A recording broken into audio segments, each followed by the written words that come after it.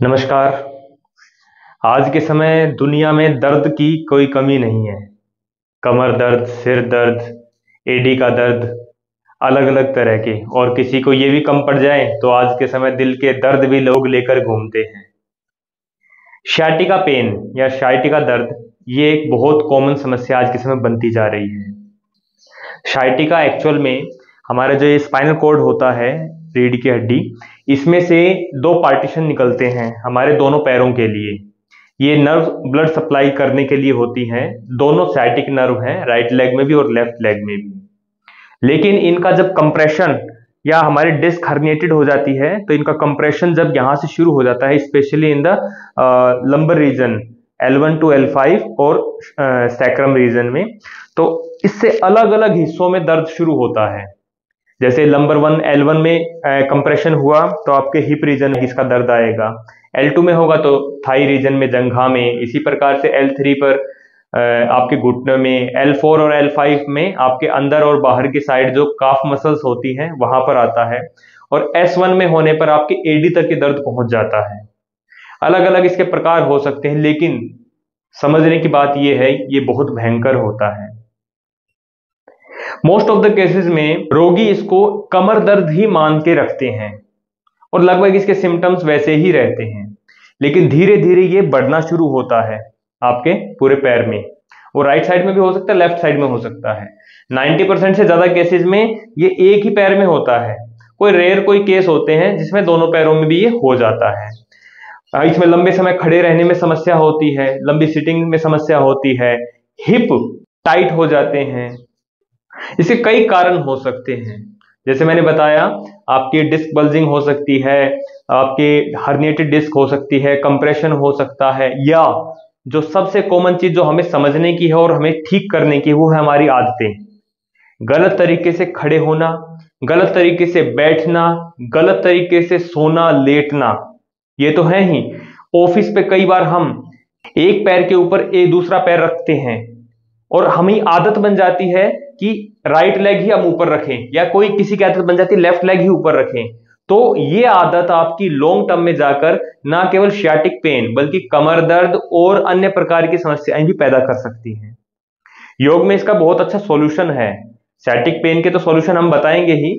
योग में एक टर्म आती है काउंटर पोस्चर। हम जब भी खड़े हों, बैठे हों, लेटे हों, ऐसी आदत हमें कभी नहीं लगनी चाहिए कि हम एक ही तरफ ज्यादा जोर दे करके लंबे समय तक खड़े, बैठे या लेटे रहें। जैसे बहुत सारे लोगों को आदत होती है कि अक्सर वो राइट साइड ही करवट लेके सोएंगे। लॉन्ग टर्म में ये आपके पोस्चर के लिए कतई भी सही नहीं है। या बहुत सारे लोगों को, अभी मैंने एग्जांपल दिया, आदत होती है कुर्सी पर बैठेंगे तो एक पैर के ऊपर दूसरा पैर रख के, और कॉमनली उनकी आदत हो चुकी होती है राइट लेग को ऊपर रखा या फिर लेफ्ट लेग को ऊपर रखा, जैसा उनकी टेंडेंसी हो चुकी है वैसा ही वो करते हैं। लेकिन काउंटर पोस्चर टर्म यही कहती है कि आपने एक साइड से जितना स्ट्रेच किया है उतना ही आपने दूसरी साइड से भी उसको बराबर करना चाहिए। जैसे बहुत सारे लोगों को आदत होती है, मान लीजिए ऐसे खड़े हैं, अब इसमें मैं राइट लेग के ऊपर मेरा बॉडी वेट ज्यादा आया हुआ है, तो क्या होगा, आपके इस बॉडी वेट इस पर ज्यादा आने के कारण एडी के ऊपर प्रेशर ज्यादा बन रहा है, इसी घुटने पर ज्यादा जोर आ रहा है, इसी हिप पर ज्यादा जोर आ रहा है। तो काउंटर क्या रहेगा, बैलेंस कैसे होगा, इसको दूसरी तरफ से करके। अब थोड़ी जितनी देर इस पे किया, अब इसके लिए बड़ा इसमें ध्यान और एकाग्रता रखनी पड़ती है। अब जीवन में हम कहां कहां ध्यान को रखें। तो ये समस्याएं लाइफस्टाइल के खराब होने के कारण आती हैं। तो शियाटिक पेन आता तो है, लेकिन विश्वास मानिए ये जाता भी है। डॉक्टर्स भी इस बात को कहते हैं 90% केसेस में शियाटिका का दर्द योग आसन करने से, हल्की हल्की फिजियोथेरेपी और मूवमेंट्स करने से, स्ट्रेचिंग करने से दूर किया जा सकता है। मैं उनकी बात से सहमत हूं, लेकिन मैं इस आंकड़े को और बढ़ाना चाहता हूं। मैं 99% शियाटिका रोगियों को योग से और हल्की फुल्की स्ट्रेचिंग से ठीक होने का दावा करता हूं, लेकिन इसके साथ साथ लाइफस्टाइल को ठीक करना होगा। जो परहेज करने वाली चीजें हैं उनको डिसिप्लिन के साथ मानना होगा। इस वीडियो में हम सीखने जा रहे हैं हल्की फुल्की ऐसी स्ट्रेचिंग और योगासन जो आपको sciatica से 100% राहत दे देंगे। किसी किसी को तो एक सप्ताह में ही बहुत अधिक लाभ मिल जाएगा। हम योगासन और एक्सरसाइज या स्ट्रेचिंग जो भी हम इनको कहें, हम इनको शुरू करें उससे पहले मैं एक बात आपके नोटिस में डालना चाहूंगा, और मैं चाहूंगा कि आप इस बात को हाईलाइट करके रखें। हर एक स्ट्रेचिंग, हर एक अभ्यास बहुत धीमी गति से, जेंटल एंड स्मूथ मूवमेंट के साथ करना है। एक भी अभ्यास में झटका नहीं लगना चाहिए, जर्क नहीं लगना चाहिए। हर एक अभ्यास आपके sciatica पेन को जड़ से खत्म करने की ताकत रखता है, लेकिन उसको करने के तरीके और उसका अनुशासन वो हमें मेंटेन करना पड़ेगा। तो आइए शुरू करते हैं। सबसे पहले अपने पीठ के बल यानी सुपाइन पोस्चर में लेट जाएं और यहां से पवन मुक्त आसन याद रखेंगे। बहुत धीमे जेंटल प्रैक्टिसेस, बहुत अधिक खिंचाव नहीं देना है। इंटरलॉक हाथों से अपनी तरफ खींचेंगे, चेस्ट की तरफ लेकर के आए, अच्छे से खिंचाव बना करके रखें। यहां कुछ देर रोक करके रखें। अब मेरा पैर इतना खींच रहा है, जिनको दर्द होगा इतना नहीं खींच पाएगा, वो इतना रख सकते हैं। जहां आपको आराम मिले लेकिन खिंचाव बहुत अधिक बढ़ता हुआ महसूस ना हो, आप 5 से 10 सेकंड अपनी क्षमता अनुसार और दर्द की स्थिति के अनुसार प्रारंभ कर सकते हैं। ये पवन मुक्त आसन है, एक एक पैर से। इसमें गर्दन उठाकर भी कर सकते हैं, उसमें इंटेंसिटी थोड़ी सी बढ़ जाती है। तो यदि आपको गर्दन की कोई समस्या ना हो और अगर आपका शरीर अलाउ कर रहा है तो आप गर्दन उठाने वाला अभ्यास भी कर सकते हैं। इसी प्रकार से दोनों पैरों से एक साथ, दोनों घुटनों को एक साथ नीचे चेस्ट की तरफ दबाते हैं, रोक करके रखते हैं। याद रखेंगे इसमें पंजे सामने की तरफ खिंचे हुए रहेंगे। और गर्दन उठाने वाले नियम यदि आप पूरे कर रहे हैं तो आप गर्दन को इस प्रकार से उठा सकते हैं। फिर वापस इसी प्रकार से पादांगुष्ठ नासास्पृश्यासन, इसमें भी राइट लेग पंजे को पकड़ना है। पिछली बार हमने इंटरलॉक करके घुटने को पकड़ा था, इस बार हम पैर के पंजे को पकड़ेंगे। और इतना आपसे खिंच जाए तो बहुत ही अच्छा है, और नहीं खिंच पाता है तो यहां तक जहां आप आराम महसूस करें। देखिए 10% स्ट्रेच होना चाहिए, बाकी 90% आपको कंफर्टेबिलिटी रहनी चाहिए। हल्का सा दर्द महसूस करें, गर्दन उठाना चाहें उठा सकें आराम से, तो यहाँ इस प्रकार से उठाकर कर सकते हैं। ये नियम जरूर याद रखना है कि दोनों पैरों से, दोनों हाथों से जो भी हम पोस्चर कर रहे हैं, दोनों तरफ से जरूर करने हैं, बराबर करने हैं। कहीं हम ये सोचे कि मेरे तो राइट लेग में ही दर्द रहता है तो मैं राइट साइड के ही पोस्चर करूंगा। ये वही कारण है जिसके कारण से आपको दर्द आया है, इस कारण को बढ़ाना नहीं है। ठीक है, ये पादांगुष्ठ नासास्पृश्यासन। इसी प्रकार नेक्स्ट स्ट्रेचिंग के लिए अपने एक पैर को मोड़ लीजिए और इसको ऑपोजिट साइड नीचे रख दीजिए यहाँ, और दूसरे हाथ से इसको हल्का सा पकड़ लेंगे और आपके जो अपर बॉडी है, गर्दन है, वो ऑपोजिट साइड। होल्ड हेयर, थोड़ी देर रुकना है, फिर धीरे से पैर को वापस लेकर आना है। हो सकता है मैं ये जो स्पीड कर रहा हूं ये और भी तेज मानिए आप इसको, आपको इससे भी धीमी गति से करना है। रुकने पर और जेंटल स्ट्रेचिंग पर आपने फोकस रखना है। ये विधियां आपको हो सकता है और भी बहुत सारे स्थानों पर मिल जाएंगी, लेकिन अक्सर मैं जो देखता हूं, रोगी को सचेत नहीं करते हैं कि आपको ये अभ्यास बहुत धीमी गति से और जेंटली करने हैं, जो कि सबसे बड़ा ध्यान देने वाला फैक्टर होता है। अगला अभ्यास मरकट आसन, और मरकट आसन का भी हम सेकंड वेरिएशन करेंगे। इसमें दोनों पैरों को ओपन रखते हैं और अपने दोनों हाथों को आप पूरा साइड में फैला सकते हैं या सिर के नीचे लगा सकते हैं। देन दोनों घुटनों को जमीन पर टच करने की कोशिश, दोनों घुटनों में गैप रहता है प्रॉपर, और 5 to 10 सेकेंड्स होल्ड या as per up your capacity. Again ध्यान दीजिए, लोअर बॉडी राइट साइड है तो upper body left side. So this is Markat Asana second version. अगला अभ्यास हम करेंगे रेक्लाइंड पिजन पोस्चर का। इसमें आप राइट लेग को ऐसे मोड़ लीजिए और लेफ्ट लेग को राइट नी के पास इस प्रकार से रख लीजिए। ये कंप्लीट रिलैक्सेबल पोस्चर है। अब यहाँ क्या करना है, अपने दोनों हाथों को, उंगलियों को इंटरलेस करना है और अपने राइट लेग के थाई के पास से पकड़ने की कोशिश करना है। ठीक है, पकड़ा जाएगा, इतना मुश्किल नहीं है। लेकिन जो मुश्किल है वो ये है कि आपको इसे अपनी ओर खींचना है। ठीक है, इसे अपनी ओर खींचना है। आप यहाँ से भी खींच सकते हैं और इसको यहाँ से भी खींच सकते हैं। तो जहां दर्द आना शुरू हो जाए वहां केवल 5% एक्स्ट्रा करना है और थोड़ी देर रुके रहना है। देन रिलीज द पोस्चर, धीरे से वापस जाना है। इस पॉइंट को आप नोट करके रखिए। आपने हर अभ्यास बहुत धीमी गति से जाना, आना और रुकना है। देन दूसरी साइड से प्रॉपर तरीके से पूरा करेंगे, याद रखेंगे।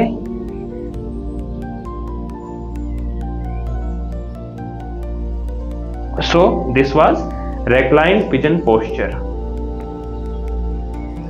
इसके साथ ही इसमें सेतुबंद आसन या कंदर आसन भी बहुत लाभकारी रहता है। इसके लिए दोनों पैरों को पीछे की तरफ मोड़ते हैं और अपने दोनों हाथों से या तो हम एडी के पास से पकड़ सकते हैं या दोनों हाथों को साइड में, एडी की साइड में लगा सकते हैं। जो आपको सूट करे वो आप कर सकते हैं। और अपनी बॉडी को बीच में से ऊपर उठाएंगे, होल्ड पर as per your capacity and then slowly bring it back. यह सेतुबंद आसन। सेम पोस्चर को आप एडिया पकड़ करके भी धीरे धीरे ऊपर उठ सकते हैं और धीरे धीरे वापस आ जाएं। विशेष ध्यान रखें, बहुत अधिक खिंचाव नहीं देना है। आपकी कैपेसिटी हो सकती है लेकिन इसको धीमी गति से धीरे धीरे और थोड़ा थोड़ा ही करें, संतुष्टि पूर्वक करें, इसमें ही भरपूर लाभ मिल जाएगा। ये कुछ अभ्यास थे सुपाइन पोस्चर में लेट करके।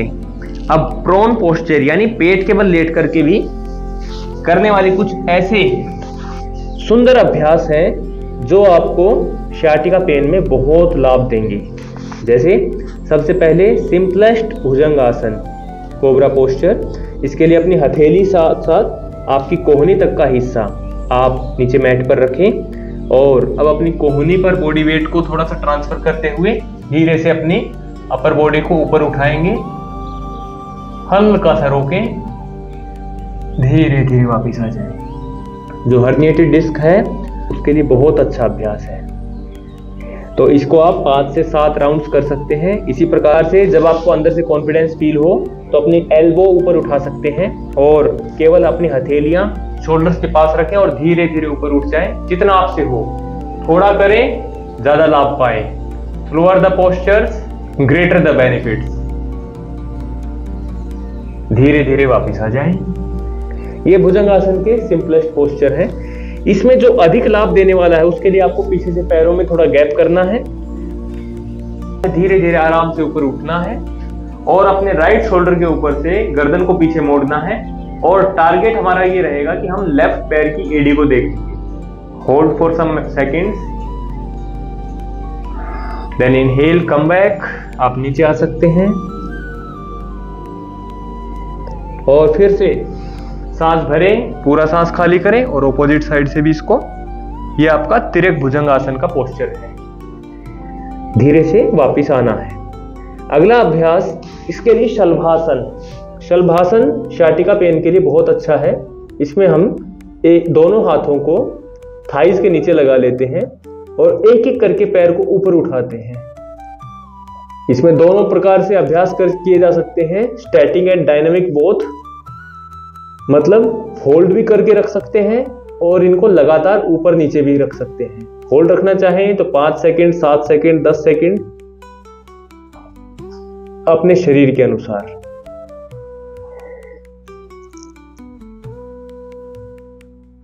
अगला अभ्यास बालासन। बालासन इसमें बहुत अच्छा रहेगा। अपने दोनों हथेलियों को अपनी चिन के नीचे, ठोडी के नीचे लगा दीजिए।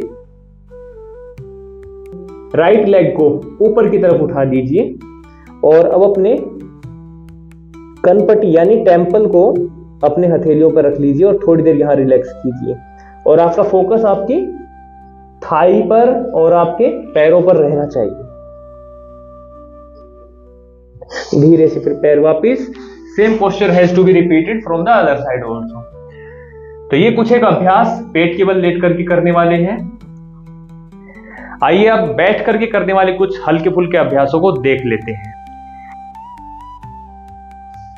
गोमुख आसन, ये बहुत अच्छा रहने वाला है। गोमुख आसन का अगर आप ऊपर का पोस्चर जो है ये अवॉइड भी करना चाहें तो आप छोड़ सकते हैं, लेकिन नीचे इस प्रकार से बैठना ये आपको इसमें हेल्प करेगा।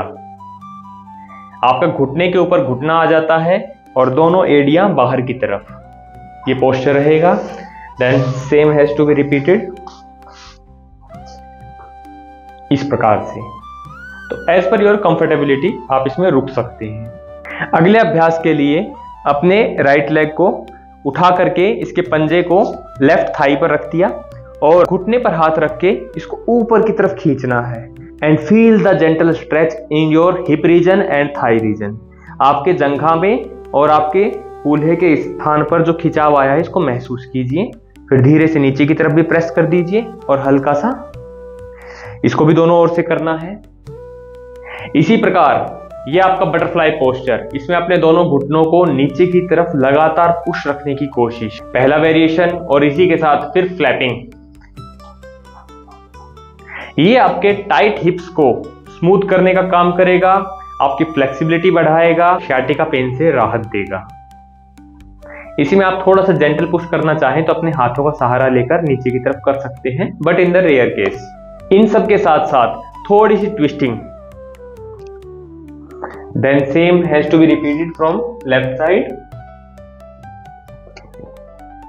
अब राइट और लेफ्ट बेंडिंग भी इसमें हम जोड़ सकते हैं। आप चाहें तो इस पोस्चर में भी ऐसे कर सकते हैं और सिंपली आलती पालती लगा करके सुखासन में भी आप इसको कर सकते हैं। इसके लिए आप अपने एक हाथ को कोहनी तक नीचे रखें और दूसरा हाथ ऊपर से लेकर के आए and feel the stretch in the opposite side. दूसरी ओर से दोहरा दें इसको। ये जो आंतरिक खिंचाव आ रहा है यही हमारे sciatica पेन को ठीक करने की सबसे बड़ी दवाई होने वाली है। तो कुल मिलाकर के ये बात पक्की समझिए, योग से sciatica पेन कंप्लीटली ठीक हो सकता है। बस आदतें बदलिए, लाइफस्टाइल को ठीक कीजिए। जब तक लाइफस्टाइल ठीक नहीं होगा sciatica पेन को तो आप इन आसनों से ठीक कर लेंगे, लेकिन कोई और बीमारी आपकी जीवन का हिस्सा बनने के लिए तैयार रहेगी। तो हर प्रकार के दर्द से मुक्ति योग में संभव है, बशर्ते आप संकल्पबद्ध होकर के, एकाग्र होकर के, समर्पण पूर्वक ये सारे अभ्यासों को करने के लिए तैयार हैं।